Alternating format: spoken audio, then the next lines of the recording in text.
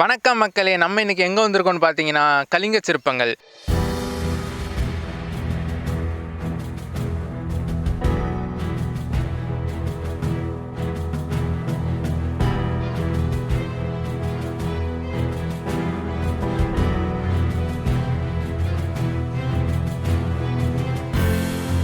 இந்த இடம் எங்கே இருக்குன்னா அரியலூர் மாவட்டத்தில் உடையார்பாளையம் வட்டம் ஜெயங்கொண்டத்துக்கு மிக அருகில் உள்ள கீழசெங்கல்மேடு பகுதியில் இந்த இடம் அமைஞ்சிருக்கு.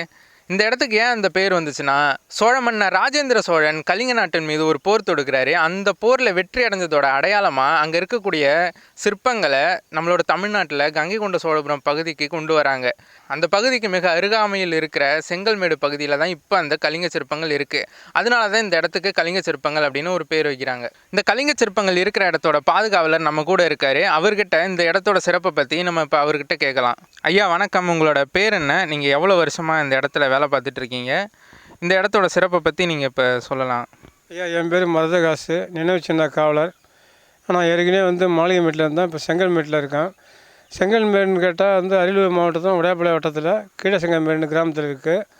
இது வெற்றிகரமாக அந்த ஒரிசா கலிங்க நாட்டிலேருந்து தண்ணியிலே மிதக்கி இந்த காளியை அங்கேருந்து கலிங்க சிற்பத்திலேருந்து கொண்டு வந்திருக்காங்க. இங்கே இந்த செங்கல் அரண்மனை தயாரிக்கப்பட்ட இடம் தான் கீழசெங்கல்மேடும்பாங்க. இங்கேருந்து தான் செங்கல் பூச்சி இந்த அரண்மனைக்கு. அந்த அரண்மனைன்னு கேட்டால் மாளிகைமேடு. இதில் கிட்டத்தட்ட இந்த தொழில் துறை 25 வருஷமாக நான் இதில் பணிபுரிகிறேன்.